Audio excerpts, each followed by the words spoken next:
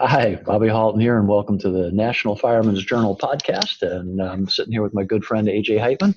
AJ is the editor emeritus of GEMS. He's the educational director at the EMS Today show, and we are at EMS Today. We're in Tampa, and we thought we'd do a quick talk about EMS and the fire service and firefighting and where it's come. AJ's been in the fire service and EMS since the early 70s, and Scranton, Pennsylvania, right? Scranton, PA, yes. Yeah. What was the name of the crew?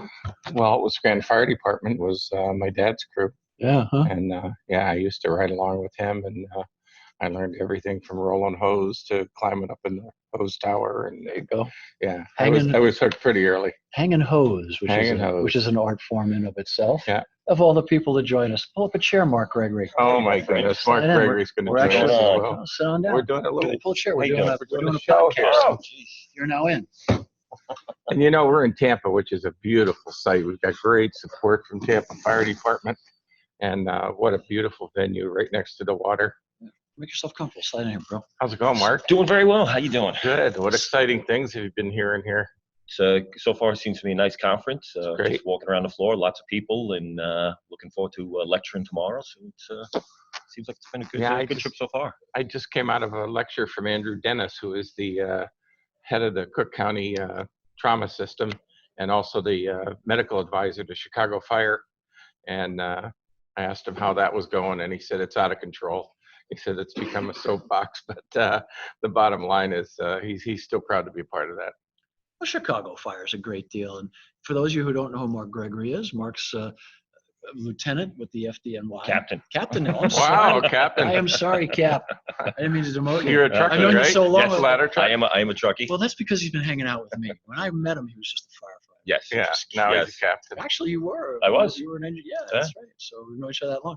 Mark is also lead instructor for Man versus Machine. Oh, yeah. And, we talk about Chicago Fire. Steve Chikarotis often pulls stuff. Yes. And Steve's a huge fan of Mark's, and Mark's a huge fan of Steve's, obviously. Steve will be keynoting at FDIC this year. And lots of times he'll pull stuff. And obviously, Man versus Machine makes for great Hollywood. Yeah, is that what you're doing here? Right? Tomorrow we'll be doing the Man versus Machinery lecture here. Right. And, of course, for FDIC, we do the hot program and the lecture there. What do you do that really grabs them in during the class? What do you have? Good slides? It's quite the videos I think really grab the folks. I mean, we show some pretty graphic videos. We put a disclaimer, today's society, you have to warn people what they're going to see, and we throw some pretty good videos in there, and it's all real life stuff, things that are happening out in the field, and we show some different methods, some out of the box methods that work, and how to work with minimal amounts of tools. Not everybody is riding around with a 40-ton rescue truck. So you'd be amazed what he can do with dental floss. Yes. No, I'm serious. It's a useful tool. It's very useful. You definitely want to keep a thing of dental floss. I've seen it used to take rings off rather than cut the rings off, right? We can use that. We can use a shoelace or a non-rebreather strap, and that's what I'm kind of looking to hope to show the folks tomorrow while we're here, and they'll love it. Get some points across, go over impalement, hand entrapment. So, and I think that's one of the things that Chief Halton and I like to bring to EMS today is it's not just the regular classes. It's something that they've never heard before. Correct. And they can walk away with. We had a critique the other day from a guy whose ladder truck was right down the street from the Boston bombing.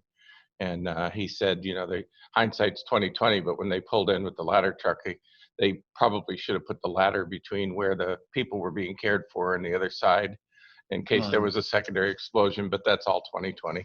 Right. And that guy happened to be Eddie Kelly, who is the General Secretary of the IAFF. He was president good. of the Massachusetts Firefighter Association. Eddie's an amazing human being. And that story is so amazing because his company and another company were going to a call. An extraneous call. Just on the other side of the bombing.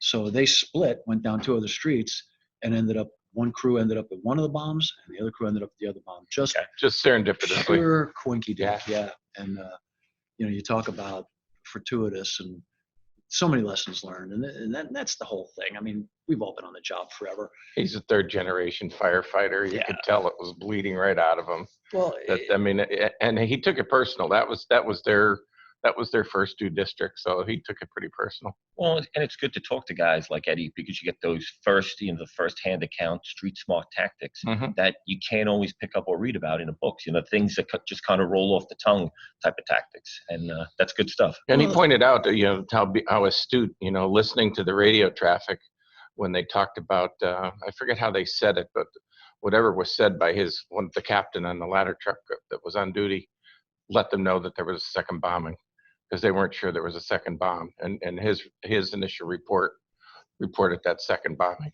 Well, what was so critical about that piece of information is then you go from manhole explosion or gas leak to no, this is different. This is, right? Even if it is, and that's how he knew. Even if it is gas related, when you have multiples, it's different, right? So you take it to that next level. Then on top of it, they got an alarm for a fire. Heavy fire showing at the John F. Kennedy Memorial Library. The library, yes. And they thought, holy crap, this is really a terrorist attack. And that turned out to just be a coinky dink fire. Yeah. Cigarette on the got outside. Disposed of, and but so. Well, you don't know that, but the whole show has just been made. My friend Rodney, who just walked in the room, also just gave an amazing class on human trafficking, which was just, you don't understand things like that are all around you till you hear a guy like that talk. I'm going to have him. Rodney's going to be a guest on the National Fireman's Journal podcast, which is the name of my show. This is that you're on right now, just so Mark knows where he's at. Look what I stepped right into. Yeah, I know about that. Hey, and a guest appearing right now. The best thing in the world is serendipity, right? I mean, that's what you absolutely want more than anything is serendipity. The plan stuff is always so much more scripted. Yep. But when you just like say, AJ and I were just sitting here, we said, let's do a podcast. And here we are. Works out and well. Then you walk in and it's just bragging on you, Rodney. Rodney walks in. I said, I'm on a podcast. I was just bragging about you. So we're going to have Rodney do a webcast for fire engineering, and he's going to come on and do the podcast with us. And so he's standing in front of us. Hop on in for a second here. You sure? Grab another chair chair. behind us here. Grab a chair. Pitch in. I haven't had makeup or anything. I don't know. Yeah, right. None of us. If you stay with us long enough, shadows. you'll have 100 people here in the room talking to you. Well, that's what makes a great podcast. These are real podcasts. It's just a podcast. Guys So, are listening. Rodney, he was talking about how good your lecture was. I mean, what's the first indication you have if you're an ambulance crew and you get there and somebody, what kind of signals is the person who's being trafficked, are they given that could alert an EMT or a paramedic that this is somebody who's being held? Great, that's a great question. One, obviously the EMT is going to be doing, or the paramedic is going to be doing a patient assessment. Right. The victim may or may not be able to speak for themselves at first, as we all know. Usually someone else is saying, well, I found them, or whatever it may be. Right. Well, one of the difference would be if they continue doing all the talking for the patient. They ask a question, well, that the adult or the man or the woman keeps answering the questions, or the victim or patient may not be able to answer for themselves, or they're reluctant to, or they're looking nervous. away, or they're seeming Exactly. nervous. And the actual physical signs, mental signs, it's usually a short trip between physical abuse and human trafficking. It's the situation that they're in. Mhm. Particularly there, as we sometimes refer to, frequent flyers, where you're going back to the same location. Maybe a different person, presents with the same injuries or whatever it may And be. is the trafficker going to try to forcefully go with them in the back of the ambulance? They will try to stay with them as much as they can. Because they're the Absolutely. intimidator. Exactly right. So it's such an interesting construct too, because when we were brought up, and no one wants to think that anyone is in that horrific a situation, and all of us have run into folks that are in the sex business in the course of our careers. We've all worked in that in those areas of town. But the awareness now that many of those people are not there by choice. Correct. They've been coerced into it. They've been, blackmailed, for lack of a better word. They're threatening their families, or they've got control over these people way beyond just money. Absolutely. And they're not. No one does that type of activity willingly, without a tremendous amount of coercion. And I was oblivious to it. I mean, I really was. Your lectures, and I've seen it in the past. We're friends, but for the first time I heard you talk, I'd heard about human trafficking, but I was not aware of how endemic it is. And I don't care where you are. I don't care what town you're in. There's a high probability that somewhere in your community it's occurring. There absolutely is. You're 100% correct. And myself, my fire career, you don't look at these things. It wasn't until my daughter went missing and I started learning about human trafficking that I realized we're seeing this for the possibility of it and not recognizing it for what it is. Well, you threw up an amazing statistic. You threw up a statistic that 87% of the folks interviewed who had been trafficked said that they had had contact with EMS prior to being rescued. 87%. 67% had gone to an ER. Correct. Without having been rescued. So that means that 3/4 of these people are coming into contact with us, and we can save them. And that's what we. So if I'm in the ambulance and I'm able to separate the victim from the perpetrator, what do I say to them? Do I say, "Are you being held against your wishes"? Yeah, that's a good topic of conversation, and it goes back and forth. There's different camps on it. One is, you ask that question: are you being trafficked? Do you feel threatened? Can I help you? Don't be afraid. Yeah, don't be afraid. I'm here to help you. Even though you're wearing a uniform or some semblance of a uniform. And some say, well, give them a card. They can reach out to you later. Sometimes that has a bad result with their trafficker. Now a lot of people are saying, well, give me a signal, wink your eye, scratch your finger, give me a smile. We'll keep it quiet. And then do you call the police to meet you at the hospital? No, not necessarily. Unfortunately, the police are usually not your best first call because they don't have any protocols in place. What do you tell the ER staff? You would certainly tell the hospital staff. They may or may not have protocols within their hospital. And the good thing is, and this was a question that I was asked, and I've researched this, every state has their own interpretation of a HIPAA issue in that the EMS providers are protected where they can share that patient information with law enforcement and other people. If they think the patient's going to suffer more abuse if they don't. Correct. Most EMS people, myself included, would not want to leave that ER till I was sure that somebody was taking care of that young lady. Absolutely. But unfortunately, it's not always black and white that they are. It's a series of connecting the dots. Yeah. Unless they just straight up say, yes, I'm being abused, I need help, then obviously we need to take action. There's a hotline number that we can give. What is that hotline number? I've got it here. Do you? Okay. I sure do. Well, he's doing that. Bobby was telling me that you were talking about a main targeting site is special events. So that's important for our audience to hear that they like to get kids that are drunk. Maybe you might be a special event crew and you see a girl who's drunk and then somebody says, oh, I'll take her home, leave her go. That may not be the best message. We may have to pay a little more attention to getting that person to the aid tent because somebody's trying to suck them away. Absolutely. And it also happens after major catastrophes as well. People get separated from their families. People show up to, well, I know them. I'll take care of them. I'll take them to shelters. And with a little bit of a emergency management background, I'm working at developing something to get their attention as well, where we need to have some checks and balances on who we release people to. Talk about how big the problem is nationwide. It's huge, right? Every day, on average, 2,200 children are reported missing. That's crazy. Wow. Fortunately, most of them end well and they're reunited. Some are runaways or upset, whatever it may be. The problem becomes when it goes over 24 hours, 48 hours. Sadly, 1 out of every 7, if they're not returned to their family within 72 hours, they're most likely going to get grabbed up in human trafficking. Wow. Wow. Hey, if you do suspect human trafficking, you can call 866-347-2423. That's 866-347-2423.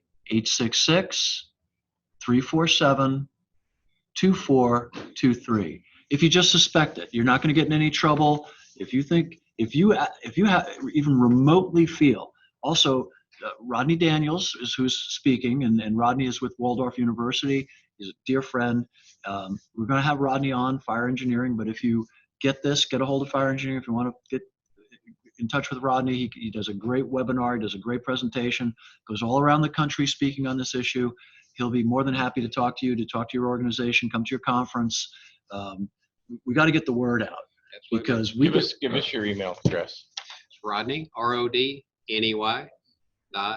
.Daniels, DANIELS @ Waldorf.edu. Waldorf.edu. Rodney Daniels at Waldorf.edu. Rodney.Daniels at Waldorf.edu. You know. Now, who is it that's answering the hotline? These are trained people?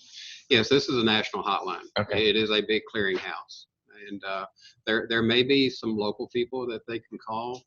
Again, that's established through protocols. I can't speak for everywhere in the country. I just use this number because it is a national clearinghouse for this. And I was surprised the other day. I got a call from a friend who's a former paramedic, who's a police officer in a large urban center that I can't name, but he had a family that their child was taken. And they said that it was not his responsibility. It would be turned over to the homicide division. In that particular municipality, the homicide division handled it. And the homicide division said, oh, just have them, call in a missing persons and we'll check on it in the next couple of days. And he was dog determined that he wasn't going to let that go. And he spent 22 hours of his time, he told me, hunting this down. And they found the young lady in an adjacent area. And the police they got the girl. They didn't get the traffickers, but at least they freed the girl. Oh, good. The other issue that we have, though, is I found with my daughter that if they're over 21, they're an adult. Mm-hmm. Fortunately, within the last year or so, President Trump has signed into law that if a person is reported missing to a law enforcement agency, they have to take a report. Now, what the final execution of that's going to be within the various departments is hard to tell, but at least now law enforcement has to take a report of some type. So the difference of them being a child versus an adult, what is that difference? And without any other obvious crime being committed, an adult can walk away and go wherever they want to go. Okay. So it now they have to take a report. Correct. That's good. Correct. Good change. And with a child or under 18 is what they consider a minor, and then they have to take that report anyway. Now Mark is a captain in New York.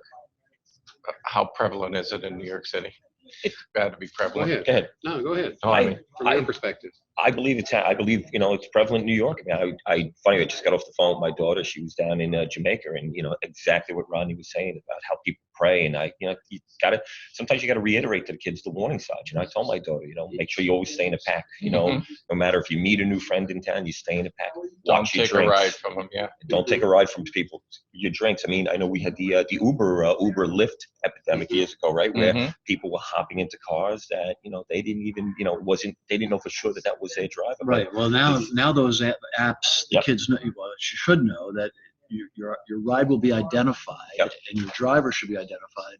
So don't just get in the first black car that pulls up or whatever. And thank goodness for that. But I think that the awareness of it on the fire EMS side, anyway, and I'll just talk for us because I can, is so low. The barrier for entry to this crime is so low in our awareness level that we just don't see it. We see the victims, but we're treating whatever medically they're presenting with, either bruises, beat up, drug overdose, right. And so now we have to think about looking beyond the obvious, and being a little more. It's all about caring, really. And there's been presentations talk a little bit about the EMS today. And by the way, Rodney will be at FDIC, and Mark will be at FDIC, and AJ will be at FDIC, and I think I'm coming. So you better. I better show up. Yeah, that funny little paycheck thing hangs in the balance. Got it. So so please, if you're coming to FDIC, all four of us will be there. I'd be happy to talk to you about this or anything else related. But clearly, if you're interested in this topic, come see us. And even with Man and Machine and Mark's class, if you want to talk to Mark Gregory, that's an amazing class to take. The hands-on it always sells out. So please, don't get mad at me if you hear this podcast 2 weeks from now and it's sold out, because right now it's about sold out. It's 3/4 full. Yeah. You might have a session or two that is sold out, huh? We do the 4 sessions Monday and Tuesday. We have the morning and afternoon. I think one is sold out. I'd have to check, but they're all close. So, but it's an incredibly important class, right? And absolutely. Sign up today. So sign up today. You hate to say it, but yeah, sign up today. Just one other thing, Bobby, too, that kind of relating to all the topics is as far as rescuers go, complacency. We run so many EMS runs or so many gas runs, and we kind of get tunnel vision when we go to these things. In Rodney's case, if I go into an apartment, let's say that there's signs that there's, young girls from different families there, multiple mattresses on the floor, multiple mattresses, padlocks on doors. These are things that should be throwing, up warning flags. Well, I saw that Rodney showed a photo of burglar bars on the inside. Yeah. Mm-hmm. Absolutely locked. No locks anywhere. They were bolted in. They weren't coming off. We've had scissor gates. What you'd see in the front of a commercial store. We've had scissor gates inside apartments. And that was how people were babysitting their own children. They were cordoning off a section of the apartment My to mother did that. go to work. No. Stop. Cattle prods. You asked a question about the numbers historically. California is always number 1 in cases or reported cases. Because of Mexico? Could be. Yeah. And also just the industry and the access to shipping and et cetera, shipping lanes. Mm-hmm. Followed by Florida being number 2, Texas number 3.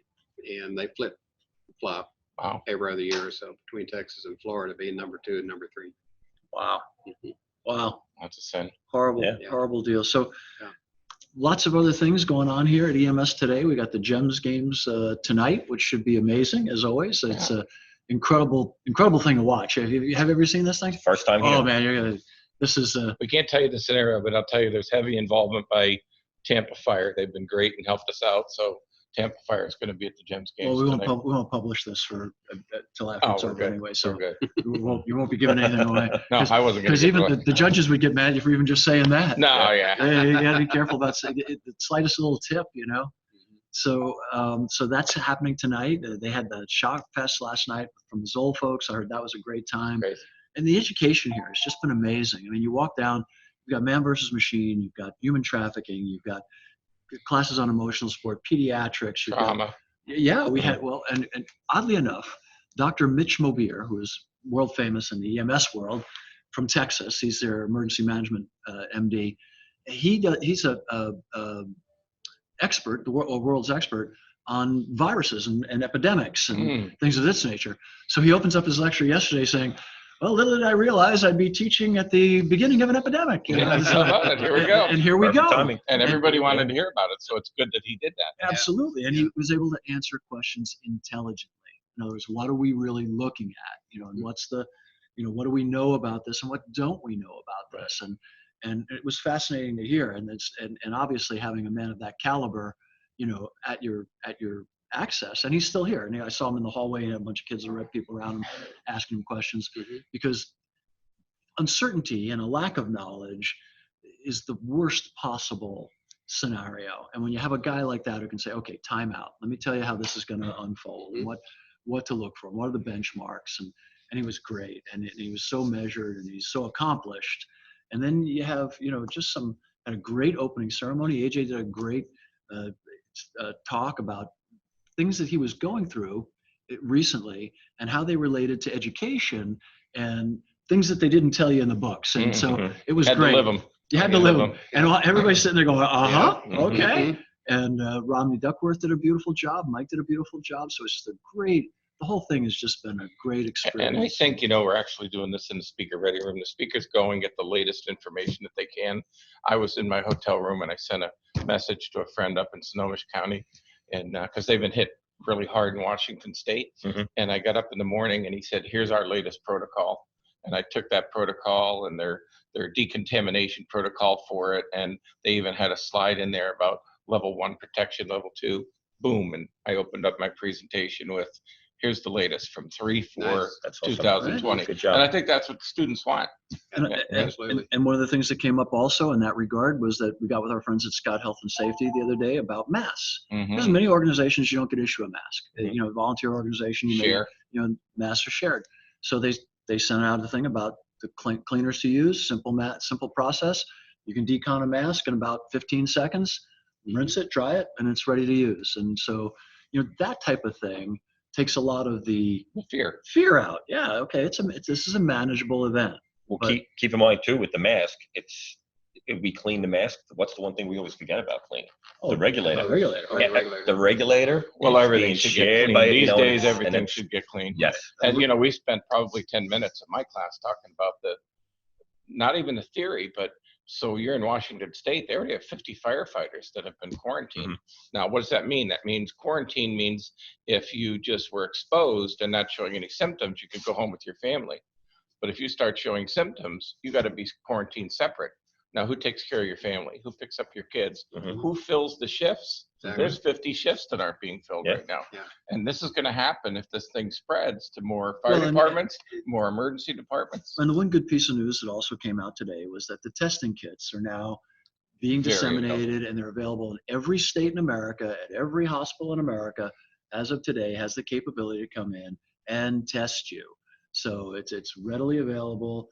That was just on the news today that they got it out yesterday, that so now with those medics, you can come and test people. Does this person test positive for it? And if you do, you're going to deal with that when we get to that. But it's highly contagious. We know that, Mhm. it's highly contagious. And then the other side of it is that for the general population, not the at-risk population, it's fairly routine. It's not, Right. it's like every other influenza. It's fairly a routine deal. But for the infirm, the Right. nursing home patient, Right. definitely, if you're Autoimmune, going into a nursing home at this point, autoimmune better be folks. prepared. No, I get it. and it's strange. How is it getting into the nursing home? That's my question. That's too. my question. Yeah. They don't know. Well, they think it was one of the care workers. So That brought it in and then started it. And they have Yeah. contact with every patient. Oh God, yeah. So Yeah. and probably unbeknownst to them. Yep. They didn't go out and get it On and then go, purpose. I'm going to go to work. Mhm. It wasn't that kind of. I And- think the biggest message that I've been hearing is crews should be asking people questions. Have you been out of the country? Where you been? That's one red flag. The other thing is, who you've been around the last couple of days, because they could be getting, if you think that it's just, you're trying to tell them maybe you have pneumonia. Have you been out of the house? Those kind of things. So, and document that, put that in your report so the hospital can follow up on it. Yeah. But it's gonna get predictably a little bit worse before it gets better. And we have to solve these problems, but you can't sit around thinking about, they're not going to do anything. I'm sure in New York they're figuring out, what are we going to do to backfill Well, those shifts? The whole thing is 14 the days panic. is a long time to hold It a is. firefighter from a It job. is. You have to work on the panic factor. Look what we do with snowstorms. Right. Get your milk, get your eggs, and everybody gets all. Have a set plan, be decisive about it, and have steps that you're going to be proactive rather than reactive. Well, and this should be a wake-up call to all the knuckleheads out there who believe in just-in-time training. There's no such thing. Mhm. Training Exactly. needs to occur long before and routinely. And if you're in the business of interfacing with people, whether it's fire or EMS or fire and EMS, you better be figuring this out now. Because if you say, we just do fire, we're just we're an engine company, we don't do EMS. No, trust me, Mhm. you do EMS because you're going to be out on the road and you're going to run into people, and so irrespective of what your so-called primary duty Right. is. Can always fall into. Yeah, it. you're Plus, gonna is be what dealing with what the people. experts are saying is, don't be silly. The flu has been far worse than this as far as numbers involved. Mhm. So if you think somebody has the flu, that's the person who needs to wear the mask. You can wear a mask if you want. Certainly, N95 should be for the emergency responders, Right. but the patient should put a mask on. And then the other message that came out loud and clear here is that Seattle and other fire departments have said, you don't intubate these patients. They said that the report after the last report was that when you intubate a patient, that's an automatic hose for the stuff that's going to come out and get you, the mucus. So they're recommending stuff like an eye gel with a bio filter on the end, and that's how you take care of a cardiac arrest. So Interesting. intubation. Is So are you going to something cover that in Man versus Machine? How to Yeah, get there you go. how to get an eye gel? I don't know. It's an eye gel. I felt like I was in I was like with Charlie Brown's T-shirt. Whoa, whoa, whoa, whoa, Whoa, whoa, whoa, whoa. whoa. Right, that's high-end EMS there, man, and I love it. No, 'cause Actually, the eye gel is simple. It's just to lubricate. You just put it down in the airway, and it blocks off the airway. It's like the reverse of an endotracheal Isn't tube. the airway kind of a big deal to the patient? I It mean, is, but the eye gel opens the airway. Oh, it keeps it open. Yeah, Okay. oh, When you no, said no, blocked, not I a was like, plug. It's not a plug. Yeah. no. When you said blocked, I was like, are we supposed to open them? Hey, Isn't do me a favor. Don't let them hear from me right now. it? This is the National Fireman's Journal Right. podcast. So my audience is, some of them aren't high-end EMS. Some of them are. But what you'll like is one of the hot products here, strange as it may sound, is a little package that has a nasal airway that's already pre-lubricated. So in the past, they had us have this silly petroleum jelly or whatever. Nobody ever used it. Right. You know, even when So now it's a pre-lube tube? it's a pre-lube little tube that you put down the nose to Yeah. help the Narcan. Nasal pharyngeal Yeah, airway, yeah, isn't yeah. that what it was called? I just picked up on the floor a finger tourniquet. Yeah. Because with everything we do with the entrapments, they Yeah. have it's a ring that goes on, and it's actually got a glue Yeah. that you can put. It's pretty Interesting. because it's something that you think about it. That's one area you really with controlling bleeding. A finger tourniquet. Finger tournament. That's a new one to me. I need Yeah. a cup of coffee. That is new. I got to run to my booth Yes. as well. Gentlemen, Well, we're talking about Yes, all sir. this. pleasure. Hey, this has been the National Fireman's Journal. We've had Rodney Yep, Daniels, Mark Gregory, AJ Heightman. Stay tuned. Bobby Lots more Halton. conversations like this. Great time. We'll catch you next time. Yep. See you Thanks at for the listening. IC. Bye, guys.